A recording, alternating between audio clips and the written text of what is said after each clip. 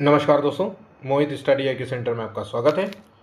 आज हम सीडीपी के लिए एक जो है नया टॉपिक लेकर के आए हैं, वो है national curriculum framework, new education policy और राइट टू एजुकेशन। इससे जो है रिलेटेड आपको क्वेश्चंस जो है सीटेट के एग्ज़ाम्स में मिलते हैं और 100% जो है पूछा जाने वाला टॉपिक है। पूरे अगर सीटेट एग्ज़ाम की बात करें तो कम से कम नहीं तो 4 क्वेश्चंस आपको यहाँ से देखने को मिलेंगे, कहीं ना कहीं ये सारे के सारे 4 से 5 क्वेश्चंस यहाँ से जुड़ेंगे। ठीक है, तो इस टॉपिक को अच्छे से तैयार कर लेना, हर एक क्वेश्चन इंपॉर्टेंट है। और मैं आपको बता दूं, पहले आपको जो है छोटे से फैक्ट पॉइंट्स दूंगा और उसके बाद जो है आपको इस तरीके से क्वेश्चंस दूंगा। 50 क्वेश्चंस करीब होंगे। ठीक है, उन 50 क्वेश्चन को तैयार कर लोगे तो यहाँ से कोई क्वेश्चन आपका मतलब कोई भी क्वेश्चन गलत नहीं होगा। अब देखिए, पहला है यहाँ पे नेशनल करिकुलम फ्रेमवर्क होता क्या है। तो नेशनल करिकुलम फ्रेमवर्क जो है राष्ट्रीय जो है पाठ्य चर्चा रूपरेखा जिसे कहते हैं, ये एक ऐसा दस्तावेज है जो बताता है कि स्कूल में क्या पढ़ाया जाए और कैसे पढ़ाया जाए, और उन जो भी आपने पढ़ा है उसका कैसे मूल्यांकन किया जाए। ठीक है, इससे रिलेटेड कुछ महत्वपूर्ण बिंदु पे भी देख लेते हैं। तो नेशनल करिकुलम 2005 का आधार जो है नेशनल करिकुलम फ्रेमवर्क 2005 है, मतलब इसका जो है फुल फॉर्म है। ठीक है, कई बार आपसे एग्जाम में फुल फॉर्म भी पूछा जाता है। ये जो है ये लर्निंग विदाउट बर्डन, बोझ रहित शिक्षा पर बल देता है। ये रटने का विरोध करता है, मतलब रोट लर्निंग का विरोध करता है। ठीक है, मतलब ये रचनात्मक जो है शिक्षा पर बल दे रहा है, या फिर हम कह सकते हैं कि सक्रिय अधिगम का जो है बात कर रहा है, पर्यावरण के साथ खोजबीन क्रियाओं के द्वारा जो है सीखने के पर जोर दे रहा है। ये बाल केंद्रित जो है शिक्षा पर आधारित है, ये गतिविधि आधारित जो है शिक्षा पर है। एक्टिव जो है बेस्ड लर्निंग जो है शिक्षण कहते हैं।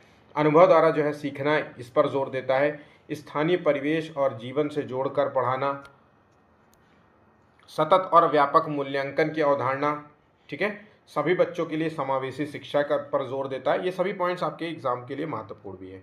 अब आ जाते हैं अगले पॉइंट की ओर कि राइट टू एजुकेशन क्या है। तो राइट टू एजुकेशन 2009 शिक्षा का अधिकार अधिनियम, ये 6 से 14 वर्ष के बच्चों को, प्रत्येक बच्चों को निःशुल्क और अनिवार्य शिक्षा का अधिकार देता है। निःशुल्क भी है और अनिवार्य रूप से, मतलब इस जो है शिक्षा के अधिकार से कोई भी जो है बच्चे को वंचित नहीं कर सकता। ये उसका जो है मूल अधिकार भी है। इसके महत्वपूर्ण, ये लागू हुआ था 1 अप्रैल 2010 को। आयु जो है कितने वर्ष तक कवर करता है, तो 6 से 14 वर्ष की बात कर रहा है। कक्षा जो है 1 से 8 तक की एजुकेशन की बात कर रहा है, फ्री एजुकेशन की बात कर रहा है। किसी भी बच्चे को प्रवेश लेने से जो है मना नहीं किया जा सकता, इस पर ज़्यादा जोर दिया जाता है। शारीरिक दंड और मानसिक उत्पीड़न जो है प्रतिबंधित है। निजी विद्यालयों में 25% सीटें जो है आरक्षित जो है रूप से, जो आर्थिक रूप से कमज़ोर वर्ग है, ईडब्ल्यूएस बच्चों के लिए आरक्षित है। देखिए, अब ध्यान रखिएगा, आर्थिक रूप से कमज़ोर मतलब 1 लाख रुपए से, नोट कर लीजिएगा, 1 लाख रुपए से जो भी कोई व्यक्ति सालाना कम कमाता है, वो अपने बच्चों का निजी स्कूलों में, कोई भी प्राइवेट जो विद्यालय हैं, कोई भी महंगा से महंगा स्कूल में, उसमें जो है कुछ सीटें निर्धारित की गई। इसका फॉर्म आता है दिसंबर में। ध्यान रखिएगा, अगर आप में से किसी को भी कराना है तो दिसंबर में इसका फॉर्म आता है। ठीक है, और इस फॉर्म के लिए भरने की जो ज़रूरत में होती है वो है 1 लाख रुपए से कम का आय प्रमाण पत्र।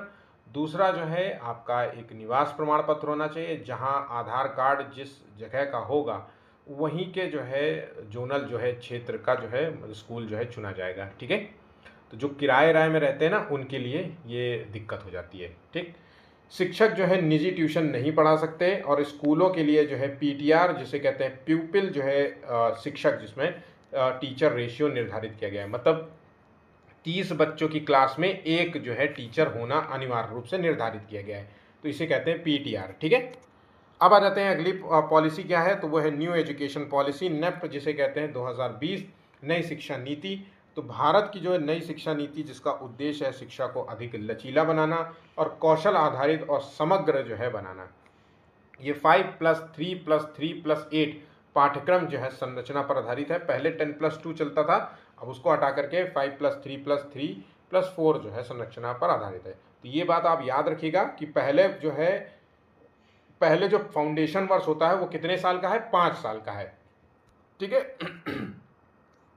तो फाउंडेशन जो है 3 से 8 वर्ष के बच्चों पर जो है जोर देता है, मतलब तकरीबन कह सकते हैं कि क्लास 2 तक जो है ये फाउंडेशन कोर्स चलता है। फाउंडेशन लिटरेसी और न्यूमरेसी जिसे FL पर जोर देता है, ठीक है, FLN। मातृभाषा स्थानीय भाषा में जो है कक्षा 5 तक, संभव हो सके तो 8 तक जो है पढ़ाने की सिफारिश करता है। परीक्षा को जो है कम तनावपूर्ण बनाना होता है, इसका मूल लक्ष्य होता है। रटने की बजाय जो है कॉन्सेप्चुअल जो है लर्निंग पर जोर देता है, कॉन्सेप्ट पर जोर देता है। 21st सेंचुरी स्किल्स क्या है? क्रिटिकल थिंकिंग बच्चा सोचे, क्रिएटिविटी पर जोर देता है, कम्युनिकेशन स्किल्स पर जोर देता है, बहुभाषिता को बढ़ावा देता है और टेक्नोलॉजी का उपयोग करना बताता है कि मतलब स्कूल में जो है डिजिटल बोर्ड का यूज़ करो, कंप्यूटर लैब्स का प्रयोग करो, है ना, डिजिटली क्लासरूम जो है चलाने पर ज़्यादा जोर देता है, ठीक है। अब आ जाते हैं क्वेश्चंस की ओर, जो आपको कंप्लीट सेट मिलेगा टीचिंग एग्जाम्स में। जितने क्वेश्चंस आपको मतलब पेडागोजी के रूप में या जैसे भी पूछे गए हैं वो आपको यहाँ दे रहा हूँ, ठीक है। अच्छे से इसको तैयार कर लीजिएगा। चलिए, तो पहला क्वेश्चन है न्यू एजुकेशन पॉलिसी जो है कब घोषित की गई थी? सामान्य सा क्वेश्चन है, हर किसी को आंसर रटा होना चाहिए। 2020, ऑप्शन सी। नेक्स्ट क्वेश्चन है नई शिक्षा नीति 2020 के अनुसार शिक्षा की नई संरचना क्या है? तो किस संरचना पर आधारित है? 5+3+3+4, ठीक है। जहाँ पे ध्यान देने वाली बात यह है कि 3 से जो 8 वर्ष की बात हो रही है, 3 से 8 वर्ष के जो बच्चे होंगे वो क्लास 2 तक एडमिशन लेंगे, जिसे हम फाउंडेशन बैच भी कहते हैं। और 8 से 11 वर्ष की बात करें तो ये क्लास 3 से 5 तक होगी, ठीक है, नोट कर लीजिएगा। और उसके बाद 11 से 14 वर्ष की बात करें तो ये क्लास 6 से 8th तक होगी, है ना।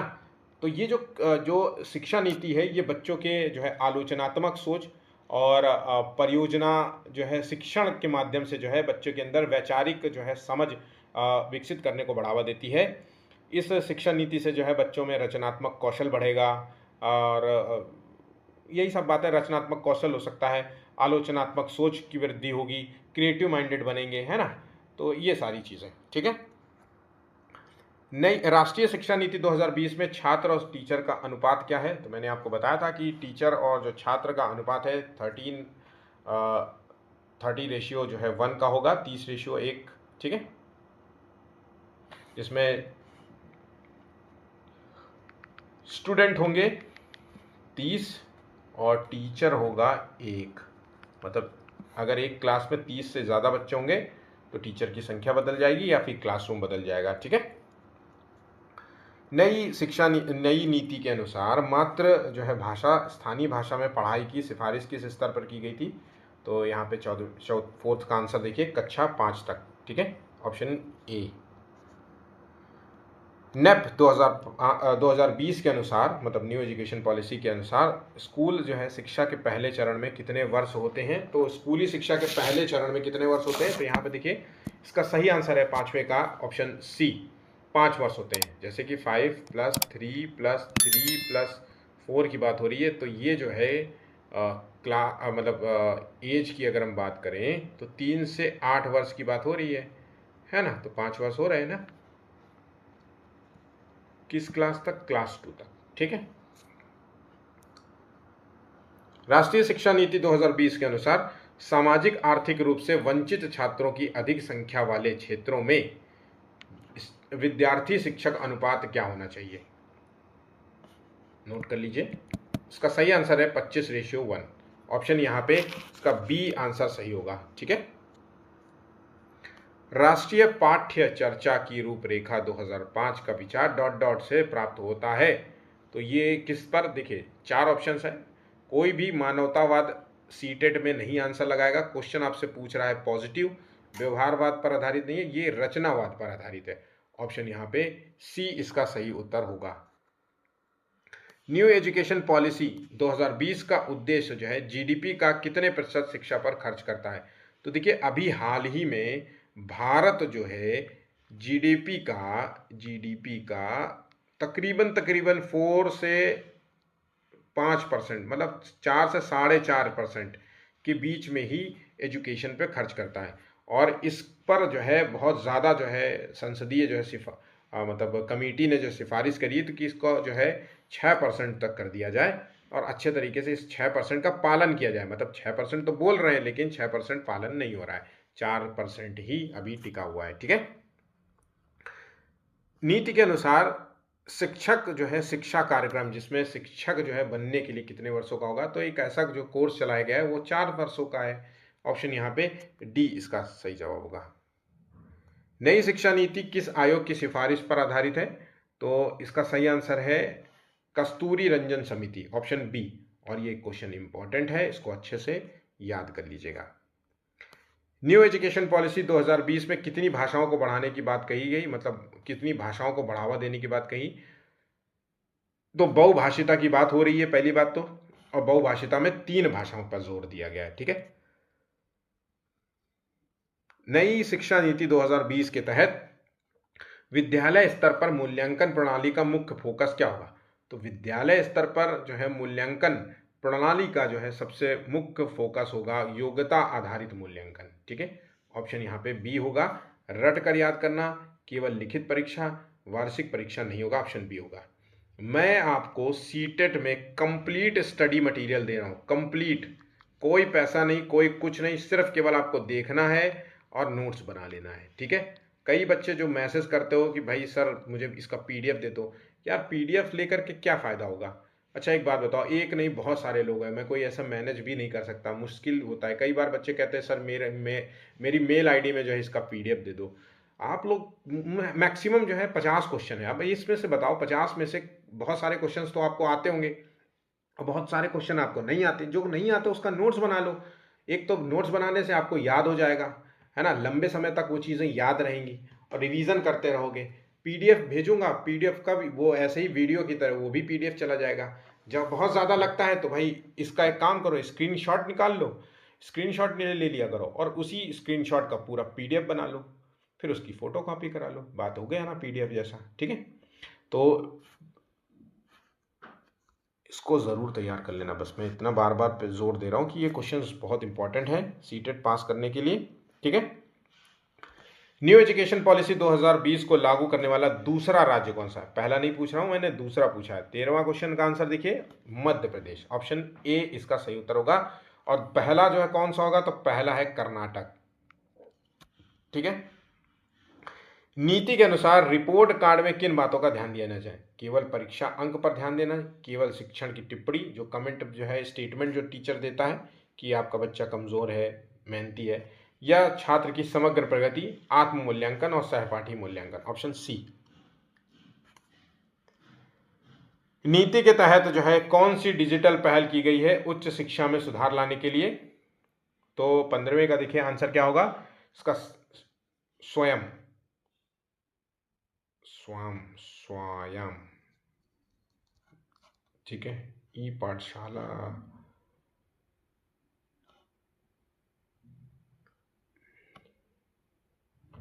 ऑप्शन ए ही है मुझे लगता है। अगर किसी को लगे कि इस क्वेश्चन में गलत है तो प्लीज़ आप मुझे कमेंट ज़रूर करना। ठीक है। कोई भी इशू लगे तो प्लीज़ कमेंट ज़रूर कर देना, मैं बाकी वीडियो रिकॉर्ड होने के बाद जो है इसको चेक कर लूँगा। न्यू एजुकेशन पॉलिसी 2020 में कौन सा जो है नया निकाय शिक्षक प्रशिक्षण के लिए प्रस्तावित है, तो देखिए इसका सही आंसर है NPST, national professional standard for teachers, option C इसका सही आंसर है।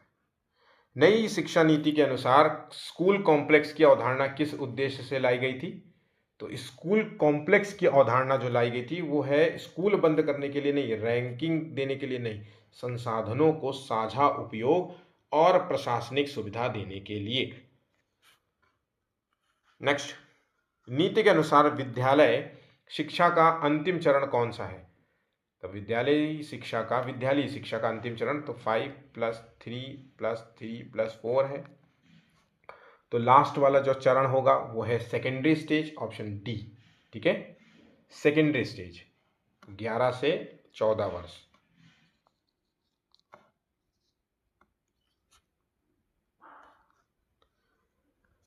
न्यू एजुकेशन पॉलिसी 2020 के अनुसार छात्रों को किस प्रकार की शिक्षा प्राप्त जो है करने की स्वतंत्रता होती है, तो फिक्स जो है विषयों में कि आप जो है टॉपिक सिलेक्ट कर लीजिए, सब्जेक्ट सेलेक्ट कर लीजिए कि मैं इन्हीं विषयों पे जो है शिक्षा प्राप्त करूंगा, या फिर केवल विज्ञान और कॉमर्स और आर्ट पर, या फिर बहुविषयी शिक्षा,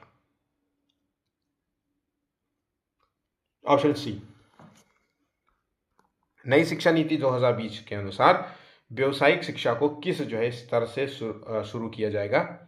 तो व्यावसायिक शिक्षा की बात कर रहा है, तो यहाँ पे 20वें का आंसर होगा क्लास 6 से। ठीक है, ऑप्शन यहाँ पे 11 से 14 वर्ष की जो है उम्र की बात हो रही है, 11 से 14 वर्ष, और क्लास की अगर हम बात करें 6 से 8 तक की। ठीक है, न्यू एजुकेशन पॉलिसी नेप 2020 के अनुसार शिक्षा प्रणाली का मुख्य उद्देश्य क्या है? तो देखिए, नौकरी पाना इसका उद्देश्य है, या फिर संपूर्ण जो है मानव विकास और जीवन कौशल को बढ़ावा देना। ऑप्शन यहाँ पे इसका सी आंसर सही हो जाएगा। ठीक है, ऑप्शन सी इसका सही उत्तर होगा। नेक्स्ट क्वेश्चन है, शिक्षा का अधिकार अधिनियम आरटीए एक्ट, अब जो है राइट टू एजुकेशन से रिलेटेड क्वेश्चंस मिल रहे हैं। तो राइट टू एजुकेशन एक्ट जो है किस वर्ष जो है पारित किया गया था? तो देखिए 22वें का आंसर 2009। ध्यान रखिएगा, 2009 में इसे पारित किया गया था, और ये वर्ष 2010 में इसे लागू किया गया था। ठीक है, आरटीए अधिनियम के अनुसार 6 से 14 वर्ष के बच्चों को किस प्रकार की शिक्षा दी जाती है? तो देखिए, 6 से 14 वर्ष के बच्चों को निःशुल्क और अनिवार्य शिक्षा का प्रावधान किया गया है। ठीक है, संविधान के किस संशोधन द्वारा शिक्षा का अधिकार मौलिक अधिकार बनाया गया है? तो शिक्षा का अधिकार एक मूल अधिकार है, जिससे जो है किसी भी व्यक्ति के जो है मूल अधिकारों को कोई भी वंचित नहीं कर सकता। तो शिक्षा के अधिकार को मूल अधिकार का दर्जा दिया गया है, वो है 86वां जो है कॉन्स्टिट्यूशनल अमेंडमेंट। ठीक है, ऑप्शन सी। शिक्षा का अधिकार जो है संविधान के किस अनुच्छेद में जोड़ा गया था? तो 86वां जो है कॉन्स्टिट्यूशनल अमेंडमेंट द्वारा 21 का जोड़ा गया था। ध्यान रखिएगा, 21 का, जहां पर बोला गया कि 6 से 14 वर्ष के बच्चों को अनिवार्य रूप से निःशुल्क और अनिवार्य शिक्षा का प्रावधान उसमें किया गया है। ठीक है, ऑप्शन बी। आरटीई अधिनियम के अंतर्गत निजी स्कूलों को कितने प्रतिशत सीटें कमजोर और वंचित वर्गों के बच्चों के लिए आरक्षित करनी होती है? तो 26 का देखिए आंसर, 26वें का आंसर होगा ऑप्शन यहाँ पे 25% सी। ठीक है, तो 25% जो है बच्चों के लिए प्राइवेट स्कूलों में सीट जो है ऑलरेडी रिजर्व रहती है, और 1 लाख रुपए से कम आय वाला कोई भी जो भी आय बनवा सकता है, जो आईटी नहीं भरता है, जो इधर जो है उसमें उसके बाद जो है 1 लाख रुपए से कम आय होना चाहिए, और निवास प्रमाण पत्र होना चाहिए, बस इससे ज़्यादा और कुछ भी नहीं माना जाता। ठीक है, आरटीए अधिनियम लागू होने की तिथि क्या है? तो 1 अप्रैल 2010, 27वें बी आंसर। ठीक, आरटीए अधिनियम के अंतर्गत कौन सा अधिकार शामिल नहीं है? तो यहाँ पे देखिए कौन सा अधिकार शामिल नहीं है, सोचिए इसका सही आंसर देखिए, ऑप्शन सी, सैन्य प्रशिक्षण जो है देना। तो 28वें का सी आंसर यहाँ पे शामिल नहीं है। मुफ्त जो है पाठ्य पुस्तकें देना, शिक्षकों की नियुक्ति, और जो मिड डे मील है, ये सब कुछ शामिल है, लेकिन सी आंसर नहीं होगा। क्या शिक्षा का अधिकार अधिनियम जो है अल्पसंख्यक शिक्षण संस्थानों पर लागू होता है? तो 29वें का जो है ये अल्प शिक्षक जो है संस्थानों पर लागू नहीं होता है, ऑप्शन बी। आरटीए अधिनियम के तहत जो है स्कूल में शिक्षक छात्र अनुपात क्या होना चाहिए? तो टीचर और स्टूडेंट्स का जो अनुपात एक क्लासरूम में होना चाहिए वो है 1:30। ठीक है, मतलब 30 बच्चों पर एक जो है टीचर होना अनिवार्य रूप से निर्धारित किया गया है। शिक्षा का अधिकार अधिनियम किस जो है कक्षा तक निःशुल्क जो है शिक्षा का प्रावधान करता है? तो कक्षा जो है 8th तक। ठीक है, आरटी अधिनियम में नियमित शिक्षक का क्या अर्थ है? 32 आंसर है। नियमित जो है शिक्षक का अर्थ है प्रशिक्षित और योग्य शिक्षक, ऑप्शन बी। शिक्षा का अधिकार अधिनियम भारत के किस स्तर की सरकार पर लागू होता है? तो ये जो है केंद्र और राज्य दोनों पर लागू होता है। मतलब केंद्र शिक्षा पर जो है काम केवल राज्य का काम नहीं है, केंद्र सरकार भी इस पर काम करेगी और राज्य सरकार भी काम करेगी। ठीक है, तो 33वें का आंसर हो गया यहाँ पे सी। आरटी अधिनियम के अंतर्गत विद्यालयों में कौन सी जो है चीज अनिवार्य है? तो देखिए विद्यालयों में बाल मित्र वातावरण, 34वें का आंसर हो गया सी।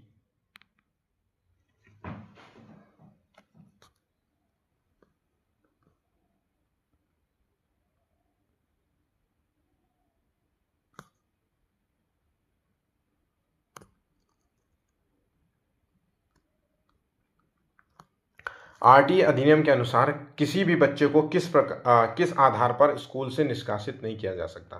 तो परीक्षा में असफल होने पर, उपस्थिति कम होने पर, फीस न देने पर, उपरोक्त सभी। तो 35 का आंसर है उपरोक्त सभी। ऑप्शन यहाँ पे डी होगा, मतलब तीनों ही आधार पर हम बच्चों को स्कूल से नहीं निकाल सकते। आरटीए अधिनियम के तहत जो है निजी स्कूलों द्वारा मांगी जाने वाली फीस को कौन जो है नियंत्रित करता है।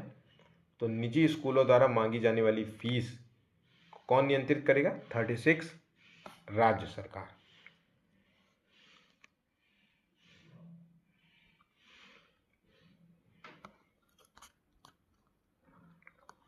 राइट टू एजुकेशन अधिनियम में शिक्षा का अधिकार किस श्रेणी में रखा गया है? तो ये एक मूल अधिकार है, मौलिक अधिकार है। ऑप्शन यहाँ पे ए होगा। 21 का के तहत मूल अधिकार का दर्जा दिया गया है कॉन्स्टिट्यूशनल अमेंडमेंट, तो 86वां कॉन्स्टिट्यूशनल अमेंडमेंट द्वारा दिया गया है। 6 से 14 वर्ष के बच्चों के लिए निःशुल्क और अनिवार्य शिक्षा का प्रावधान दिया गया है। ठीक है। आरटीए अधिनियम किस आयु वर्ग के बच्चों को कवर करता है? तो 6 से 14 वर्ष। राष्ट्रीय पाठ्य चर्चा की रूपरेखा नेशनल करिकुलम फ्रेमवर्क का पहला संस्करण कब प्रकाशित हुआ था? तो इसका जो पहला संस्करण है वो 1975 में प्रकाशित हुआ था। उसके बाद 1988 में प्रकाशित हुआ, फिर उसके बाद 2005 में प्रकाशित हुआ, और फिर बाद में 2005 को ही जो है संशोधित कर दिया गया था 2023 में। ठीक है, तो संशोधित वाला। ठीक। नेशनल करिकुलम फ्रेमवर्क 2005 किसके अधीन विकसित किया गया था? तो ये एनसीईआरटी के तहत विकसित किया गया था। एक बात याद रखना, एनसीईआरटी की स्थापना 1961 में हुई थी, ये बात भी याद रखिएगा। इसका मुख्यालय कहाँ पे है? न्यू दिल्ली में। राष्ट्रीय पाठ्य चर्चा की रूपरेखा में कुल कितने सदस्य थे? तो जब ये रूपरेखा तैयार, ये पूरा करिकुलम फ्रेमवर्क बनाया जा रहा था, तो इसमें जो है कितने जो है सदस्य थे? तो इसमें 35 जो है सदस्यों को शामिल किया गया था। ऑप्शन ए होगा, और ये अच्छा क्वेश्चन है, इंपॉर्टेंट भी क्वेश्चन है। ठीक है। राष्ट्रीय पाठ्य चर्चा रूपरेखा 2005 की राष्ट्रीय संचालन समिति के अध्यक्ष कौन थे? तो इसके जो है अध्यक्ष बनाए गए थे, वो थे प्रोफेसर यशपाल। ऑप्शन ए इसका सही उत्तर हो जाएगा। नेशनल करिकुलम फ्रेमवर्क 2005 की मुख्य जो है विषय वस्तु क्या थी? तो विद्यार्थियों में अनुशासन देना, या परीक्षा प्रणाली को विकेंद्रीकरण, रटंत विद्या पर जोर देना, या बाल जो है केंद्रित शिक्षा, लर्नर सेंटर्ड जो है एजुकेशन, या फिर चाइल्ड सेंटर्ड एजुकेशन कह सकते हैं। ठीक है, ऑप्शन डी। एनसीएफ 2005 में कुल कितने जो है विषय या आयाम हैं? तो देखिए टोटल जो है विषय या कह सकते हैं अध्याय, ये टोटल संख्या है इनकी 5। Option B. ठीक है। नेशनल करिकुलम फ्रेमवर्क 2005 ने कक्षा 2 तक कोई होमवर्क नहीं और कक्षा 3 से सप्ताह में कुल कितने घंटे का होमवर्क करने की सिफारिश दी है? तो देखिए क्लास 2 तक की बात करें, क्लास 2 तक की बात करें तो किसी भी प्रकार का होमवर्क देने की जो है सिफारिश नहीं करता। लेकिन जब बच्चा क्लास 3 में आ जाता है तो उसे 2 घंटे का होमवर्क देने की बात कही गई। ऑप्शन। और जब हम बच्चे को जो है क्लास 3 से क्लास 5 तक की बात करें तो 2 घंटे की बात है। और अगर जब बच्चा 6 की बात है, 6 से 8 तक कितने घंटा का होमवर्क होगा? तो 4 से तकरीबन 6 घंटे का होमवर्क दिया जाना चाहिए। मतलब सप्ताह का मतलब डेली 1 घंटे का होमवर्क। और फिर कक्षा 10 से 12 तक के बच्चों के लिए तो हम कह सकते हैं कि सप्ताह के जो है 10 से जो है 12 घंटे का होमवर्क मिलना चाहिए। ठीक है। एनसीएफ 2005 के अनुसार शिक्षण का उद्देश्य क्या होना चाहिए? तो केवल ज्ञान देना नहीं है, मूल्यांकन पधारे, सोचने की क्षमता और रचनात्मकता का विकास करना होता है। ठीक है, तो ऑप्शन यहाँ पे सी इसका सही उत्तर होगा। वर्तमान में न्यू एजुकेशन जो है पॉलिसी 2020 के तहत नया एनसीएफ किस वर्ष जारी किया गया था? तो नया एनसीएफ जो है 2023 में, 2005 का ये संशोधित वर्जन है। तो ऑप्शन यहाँ पे 47 का सी होगा। ठीक है। तो कब कब जारी किया जा चुका है? 1975, 1988, 2005 और इसी का संशोधित वर्जन हुआ 2023 में। ठीक है। एनसीएफ 2020 किस प्रकार की शिक्षा पर बल देता है? तो याददाश्त, रटने पर आधारित, रटंत आधारित या फिर व्यवहारिक और समग्र शिक्षा। तो देखिए इसका सही आंसर हो गया ऑप्शन सी, इसका सही उत्तर होगा। ठीक है। तो कुल इस प्रकार के जो है क्वेश्चंस आपके एग्जाम में पूछे जाते हैं। वीडियो अच्छा लगा हो तो प्लीज़ वीडियो को लाइक शेयर कर लीजिएगा, और चैनल को सब्सक्राइब नहीं किया तो प्लीज़ चैनल को भी सब्सक्राइब कर लीजिएगा। अभी के लिए बस इतना ही। धन्यवाद।